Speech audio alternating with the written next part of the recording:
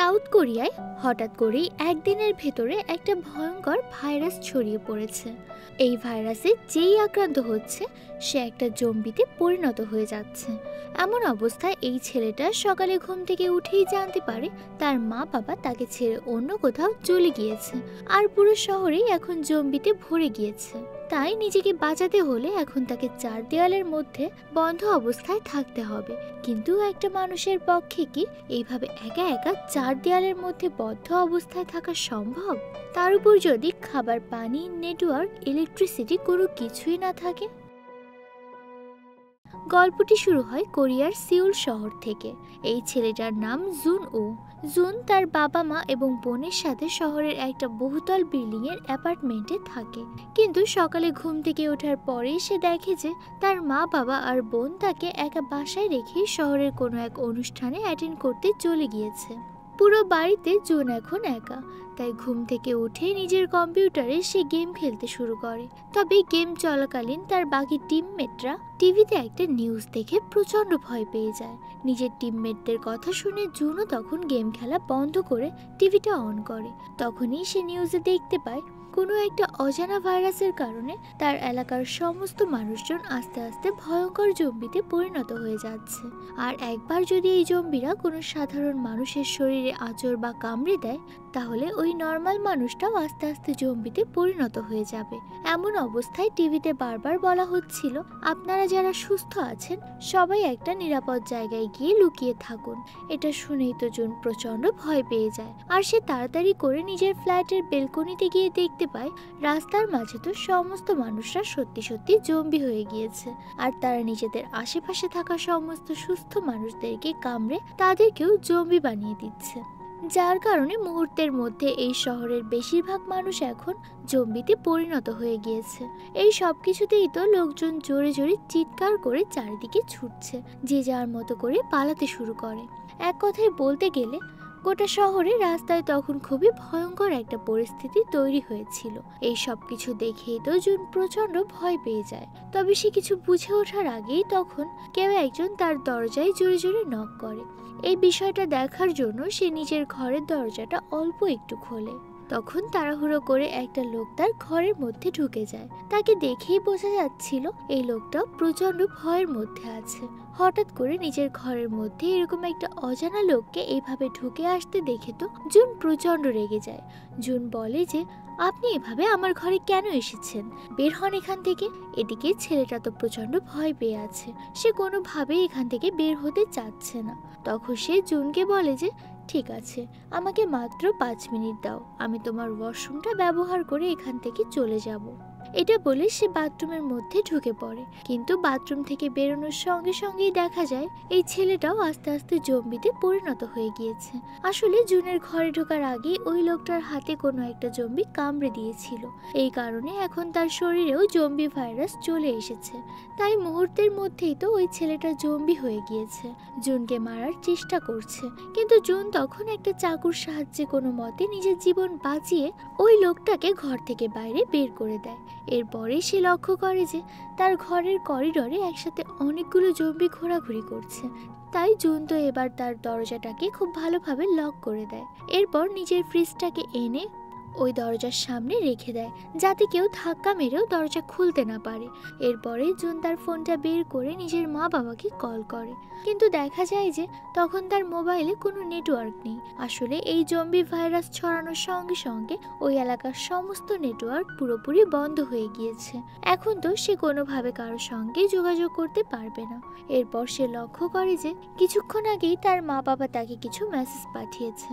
সেখানে লেখা আছে, আমরা সুরক্ষিত অবস্থায় আছি, আর তুমিও ঘরের মধ্যে থাকবে, ঘর থেকে বের হওয়ার চেষ্টা করো না। একা একা থাকার কারণে তো জুনের অনেক খারাপ লাগছে, আর বেশ ভয়ও পাচ্ছে। এই জন্যই সে একটা কাগজে অ্যালাইভ লেখে।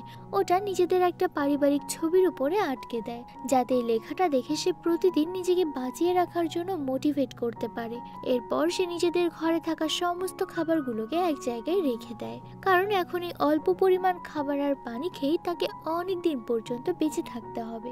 তাই প্রত্যেকটা জিনিসই তাকে এখন হিসাব করে করতে হবে। এভাবেই তার ওই দিনটা কেটে যায়। পরের দিন সকালে উঠেই সে নিজের ড্রোনের সাহায্যে আশেপাশের সমস্ত সমস্ত এলাকাকে ভালোভাবে দেখার চেষ্টা করে। তখন সে দেখতে পায় যে তার ওই পুরো এরিয়ার সব মানুষরাই প্রায় জম্বিতে পরিণত হয়ে গিয়েছে। এমন অবস্থায় সে এখন বাইরে যেতেও পারবে না, আবার অন্য কেউ তাকে এখন সাহায্য করতে পারবে না। এই সব কিছু দেখে সে প্রচন্ড হতাশ হয়ে নিজের কম্পিউটারে গেম খেলতে শুরু করে। কিছুক্ষণ পরেই দেখা যায় ইন্টারনেট কানেকশনটা পুরোপুরি বন্ধ হয়ে গিয়েছে। তাই এখন তো সে আর অনলাইনে গেম খেলেও নিজের সময় কাটাতে পারবে না। এখন তার কাজ হলো সারাদিন সোফায় বসে থাকা আর নিজের বেলকনি দিয়ে বাইরের দৃশ্য দেখা। একদিন রাতের বেলায় সেই বেলকনি দিয়ে বাইরে তাকালে দেখতে পায় রাস্তায় কিছু জম্বিরা মিলে একটা পুলিশ অফিসারকে মারার চেষ্টা করছে। যদিও ওই পুলিশটা জম্বিদেরকে গুলি করে মেরে নিজেকে বাঁচানোর অনেক চেষ্টা করে, কিন্তু ওই জম্বিগুলোর সংখ্যায় অনেক বেশি হওয়ার কারণে ওই পুলিশটা তখন একা কিছুই করতে পারে না। ওপর থেকে নিজের চোখের সামনে এমন দৃশ্য দেখে তো জুন ওই পুলিশটাকে বাঁচানোর চেষ্টা করে। সে সমস্ত জম্বিদের দৃষ্টি আকর্ষণ করার জন্য নিজের বেলকনি থেকে জোরে জোরে চিৎকার করতে থাকে, যাতে করে জম্বিরা সবাই যখন ওর দিকে তাকাবে এই সুযোগে পুলিশ অফিসারটা ওখান থেকে পালিয়ে যেতে পারে। কিন্তু এই সব কিছুতে খুব একটা লাভ হয় না। জুনের চোখের সামনে ওই জম্বিগুলো পুলিশ অফিসারকে মেরে ফেলে। এদিকে দেখা যায় জুনের চিৎকার শুনে তার বাসার পাশে থাকা একটা জম্বি দরজা খুলে ওর দিকে এগিয়ে আসার চেষ্টা করে। যেহেতু জুন আগেই দরজার সামনে ফ্রিজ রেখে দিয়েছিল, তাই ওই জম্বির ভেতরে ঢুকতে একটু কষ্ট হচ্ছিল। এই অবস্থায় জুন তখন ওই ফ্রিজে তার সমস্ত শক্তি দিয়ে ধাক্কা দিয়ে জম্বিকে কোনো মতে আটকানোর চেষ্টা করে, কিন্তু এই জম্বিটা প্রচন্ড শক্তিশালী ছিল। সে ফ্রিজ সরিয়ে আস্তে আস্তে ভেতরে ঢোকার চেষ্টা করে। তখন জুন বুঝতে পারছিল এইভাবে ওই জম্বিটাকে আটকানো তার পক্ষে কোনোভাবেই সম্ভব নয়। এই জন্যই সে তাড়াতাড়ি করে ছুটে এসে নিজের বারান্দার রড ধরে ঝুলতে শুরু করে। এটা দেখে জম্বিটা মনে করে যে জুন হয়তোবা এখান থেকে নিচে নেমে গিয়েছে, তাই ওই জম্বিটাও তখন বেলকনির ওপর থেকে নিচে লাফ মারে। আর এইভাবে একটু চালাকির সাথে জুন এই যাত্রার মতো তার জীবনটাকে বাঁচিয়ে নেয়। এরপরে সে ঘরে ঢুকে নিজের দরজাটাকে খুব ভালো করে লক করে নেয়। আর তখন সে লক্ষ্য করে যে ফ্রিজে জোরে জোরে ধাক্কা দেওয়ার কারণে সমস্ত খাবারই মাটিতে পড়ে নষ্ট হয়ে গিয়েছে। এটা দেখে তো সে প্রচন্ড হতাশ হয়ে যায়। এরপর তার কাছে যতটুকু খাবার ছিল ওটা দিয়ে সে আরো 2টা দিন কোনো মতে কাটিয়ে দেয়। কিন্তু এরপর দেখা যায় এখন তার কাছে থাকা সমস্ত খাবার এমনকি পানিও শেষ হয়ে গিয়েছে। কয়েক বোতল মদ ছাড়া এখন তার বাসায় আর কিছুই নেই। তাই বাধ্য হয়ে এখন নিজের পানি পিপাসা মেটানোর জন্য সে মদ খেয়ে তার দিন কাটাতে শুরু করে। আজ 15 দিন হয়ে গেল জুন একা একা এই ঘরের মধ্যে আটকে আছে। সারা দিন ধরে এত মদ খাওয়ার কারণে তার তো হ্যালুসিনেশন হতে শুরু করে। একটা সময় পর তার মনে হতে শুরু করে আশেপাশের সবকিছু বোধহয় ঠিক হয়ে গিয়েছে। এখন তার বাবা মা আর বোনও বাড়িতে ফিরে এসেছে, কিন্তু সবটাই তো তার কল্পনা ছিল। কিছুক্ষণ পরে যখন আবার তার হুঁশ ফিরে আসে তখন সে মন খারাপ করে চিৎকার করে কান্না করতে শুরু করে। আর ঠিক তখনই দেখা যায় তার ফোনে তার বাবার পাঠানো একটা ভয়েস মেসেজ এসেছে, কিন্তু ঘরের মধ্যে নেটওয়ার্ক না থাকার কারণে তো সে কোনোভাবেই মেসেজটাকে ডাউনলোড করতে পারছিল না। তাই এইবার জুন একটা সেলফি স্টিকের সাহায্যে নিজের ফোনটাকে বাইরে বের করে অনেক কষ্টে ওই ভয়েস মেসেজটাকে ডাউনলোড করে। কিন্তু ওই মেসেজটা শোনার পর জুন পুরোপুরিভাবে ভেঙে পড়েছিল, কারণ ওই মেসেজটা পাঠাতে পাঠাতেই তার মা বাবা আর বোনের উপর জম্বিরা হামলা করে তাদেরকেও জম্বি বানিয়ে দেয়। আর এটাই ছিল তার পরিবারের পক্ষ থেকে জুনের জন্য পাঠানো শেষ মেসেজ। এই খবরটা পাওয়ার পরেই তো সে প্রচন্ড রাগে দুঃখে কষ্টে নিজের ঘরের সমস্ত জিনিসপত্র ভেঙে ফেলতে শুরু করে। আর তারপর একটা লাঠি নিয়ে নিজের ঘরের বাইরে বেরিয়ে সেখানে থাকা একটা জম্বিকে প্রচন্ডভাবে পিটিয়ে মেরে ফেলে। জুন তখন প্রচন্ড জোরে জোরে চিৎকার করছিল, আর তারই চিৎকার শুনে আশেপাশে থাকা সমস্ত জম্বিরা তার দিকে এগিয়ে আসতে শুরু করে। কিন্তু সে কোনো রকম ওখান থেকে পালিয়ে বহু কষ্টে আবারও তার রুমের মধ্যে ফিরে আসে। এইভাবে আস্তে আস্তে আরো বেশ কিছুদিন কেটে যায়। আজকে 20 দিন হয়ে গিয়েছে। জুন এই ঘরের মধ্যে একাই বন্দি আছে। এখন তার কাছে থাকা সমস্ত খাবার সবকিছু শেষ হয়ে গিয়েছে।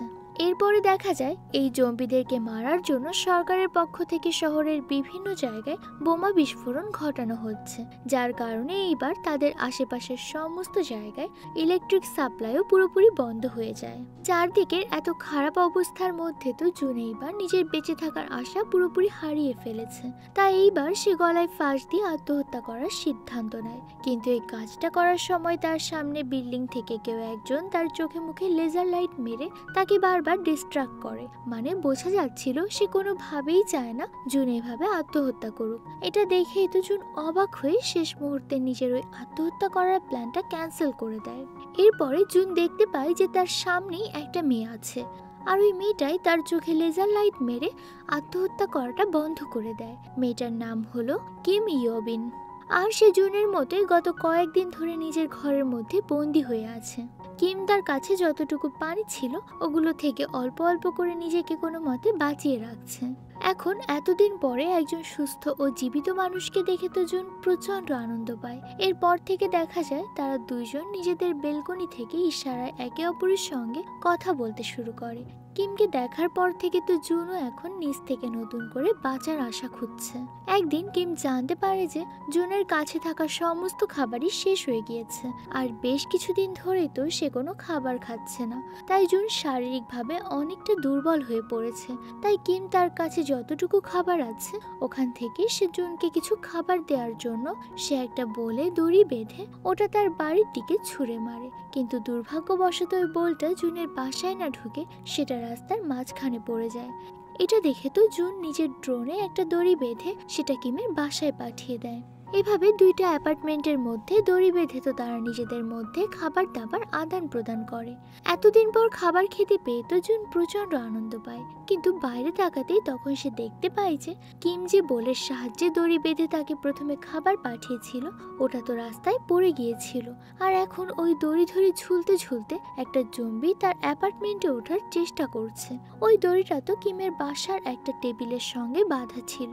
তাই যখনই ওই জম্বিটা দড়ি ধরে টেনে উপরে উঠছিল তখন কিম কিছু বুঝে ওঠার আগেই ওই টেবিলটা সরে এসে তো কিমের শরীরে প্রচন্ড জোরে একটা আঘাত লাগে। সঙ্গে সঙ্গেই তো কিম মাটিতে পড়ে যায়। আর এইদিকে তো জম্বি দড়িটা বেঁধে প্রায় অ্যাপার্টমেন্টে উঠে এসেছে। দূর থেকে এই সবকিছু দেখে তো জুন এখন যেভাবেই হোক ওই জম্বিটাকে আটকাতে চাইছে। এজন্য সে বুদ্ধি করে তার ড্রোনের সাহায্যে ওই জম্বিটাকে ডিস্ট্রাক্ট করার চেষ্টা করে।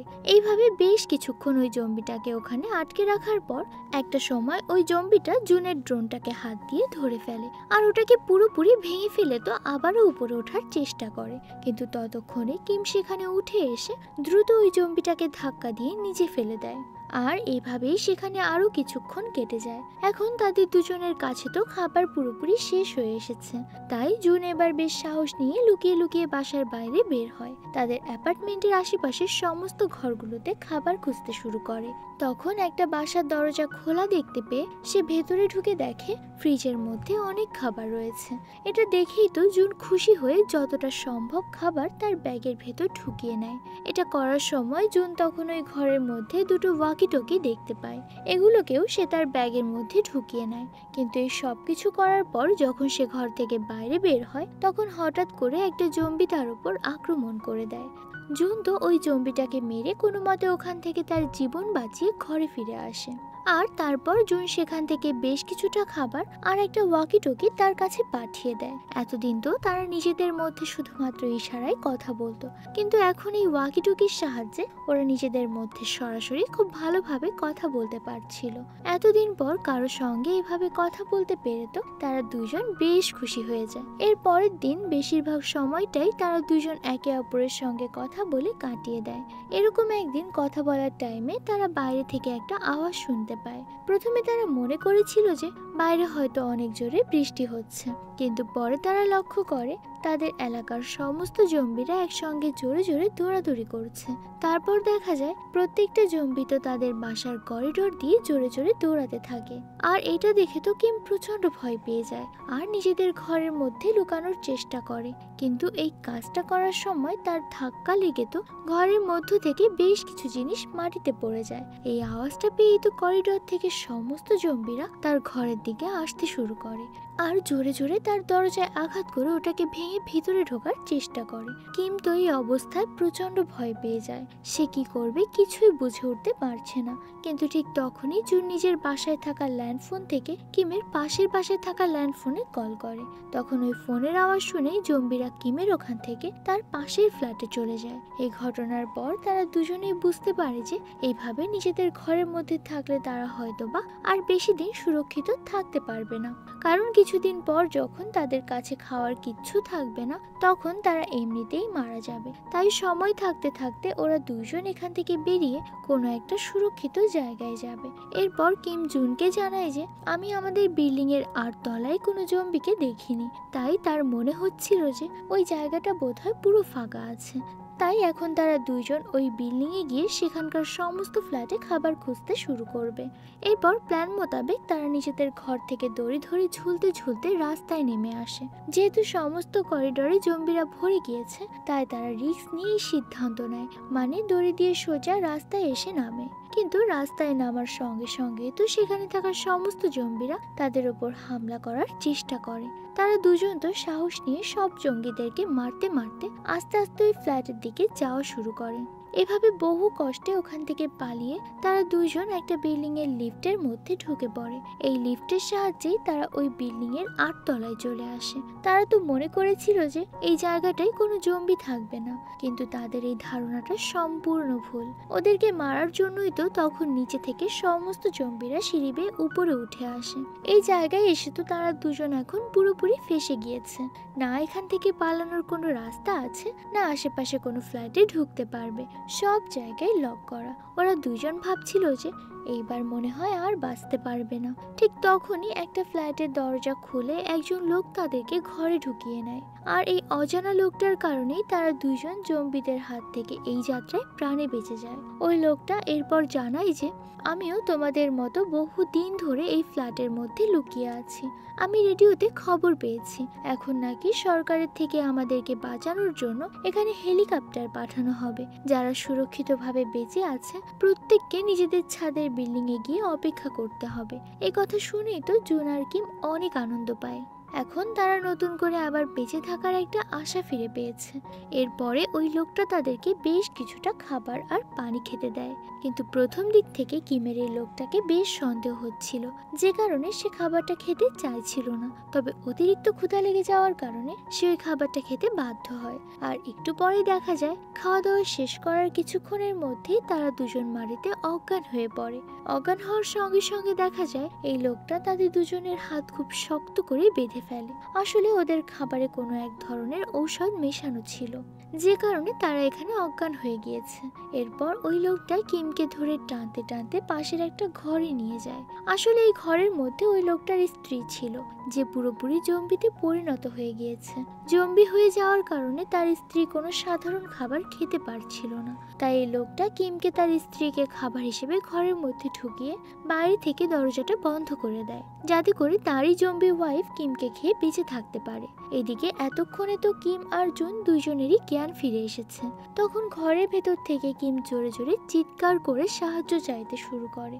এদিকে বাইরে থেকে জুন ওই লোকটাকে ভয় দেখিয়ে দরজা খুলতে বলে, কিন্তু ওই লোকটা তো কোনোভাবেই দরজা খুলতে চাইছে না। কিছুক্ষণ পরে ওই লোকটা খেয়াল করে যে ঘরের ভেতর থেকে কিম চিৎকার করা বন্ধ করে দিয়েছে। ওই লোকটা মনে করছে যে তার ওই জম্বি ওয়াইফ বোধহয় এতক্ষণে কিমকে খেয়ে ফেলেছে। এই জন্য সে ব্যাপারটা দেখার জন্য দরজা খুলে যখন ভেতরে ঢোকে তখন দেখা যায় কিম খুব চালাকির সাহায্যে তার ওই জম্বি ওয়াইফের মুখটা একটা কাপড় দিয়ে ঢেকে রেখেছিল। আর ওই লোকটা ঘরে ঢোকার সঙ্গে সঙ্গেই কিম তার ওয়াইফের মুখের থেকে কাপড়টা সরিয়ে তার স্ত্রীকে ওই লোকটার উপরে ছেড়ে দেয়। তাই ওই লোকটার স্ত্রী তো জীবিত অবস্থায় তাকে খাওয়া শুরু করে। এই দৃশ্য যে কতটা ভয়ঙ্কর একবার চিন্তা করতে পারছো তোমরা? একজন ওয়াইফ তার সব থেকে কাছের মানুষকে এইভাবে ছিঁড়ে ছিঁড়ে খাচ্ছে। তবে মারা যাওয়ার আগে দেখা যায় ওই লোকটা কাঁদতে কাঁদতে তার জম্বি স্ত্রীকে ভালোবেসে বুকে জড়িয়ে ধরে। এদিকে এইসব দৃশ্য নিজের চোখের সামনে দেখার পর কিম তখন ওদের দুজনকে গুলি করে সেখানে মেরে ফেলে। না হলে কিছুক্ষণের মধ্যে এরা দুইজনই জম্বি হয়ে তাদেরকে মারার চেষ্টা করত। এই গুলির আওয়াজ শুনেই তো আশপাশ থেকে সমস্ত জম্বিরা ওই বিল্ডিং এর দিকে আসতে শুরু করে। এরপর দেখা যায় কিম আর জুন পুরোপুরি হার মেনে নিয়েছে। আসলে এই অবস্থায় তাদের পক্ষেও কোনোভাবে বেঁচে থাকা সম্ভব নয়, কিন্তু তারা কোনোভাবেই জম্বি হয়ে মরতে চাইছিল না। তাই কিম এবার ওই বন্দুকটা জুনের হাতে দিয়ে তাকে গুলি করে মেরে ফেলতে বলে। যদিও জুন কোনোভাবেই কাজটা করতে চাইছে না, কিন্তু শেষ পর্যন্ত অনেক ভেবে চিন্তে জুন এই কাজটা করার জন্য রাজি হয়ে যায়। জুন ঠিক করে ফেলে যে প্রথমে কিমকে মারার পর সে নিজেও আত্মহত্যা করে মারা যাবে। কিন্তু এই সব কিছুর মধ্যেই তারা দূর থেকে একটা হেলিকপ্টারের আওয়াজ শুনতে পায়। মানে সত্যি সত্যি সরকারের পক্ষ থেকে তাদেরকে বাঁচানোর জন্য এখানে সাহায্য পাঠানো হয়েছিল। ওই হেলিকপ্টারের আওয়াজ শোনার পর তো তারা দুইজন সেখানে আনন্দে কেঁদে ফেলে। এরপর তারা দুইজন তাড়াতাড়ি করে ছাদে ওঠার চেষ্টা করে, কিন্তু ততক্ষণে সমস্ত জম্বিরা ওদেরকে মারার জন্য ওখানে চলে এসেছিল। তখন তারা দুইজন তো আবারও অনেকটা সাহস নিয়ে ওই জম্বিদেরকে মারতে মারতে আলটিমেটলি ছাদে চলে আসে। কিন্তু দুর্ভাগ্যবশত ছাদে আসার পরও তারা আশেপাশে কোথাও আর হেলিকপ্টার দেখতে পায় না। এরপর দেখা যায় জম্বিরা অলরেডি ছাদেও চলে এসেছে। তখন জুন কয়েকটা গুলি করে জম্বিদেরকে মারার চেষ্টা করে, কিন্তু বুঝতে পারে যে এই গুলিতে এতগুলো জম্বির কিচ্ছু হবে না। তাই এবার সে পুরোপুরি হার মেনে নিতে প্রস্তুত ছিল। তবে ঠিক তখনই হঠাৎ করে তাদের বিল্ডিং এর পাশে একটা হেলিকপ্টার চলে আসে।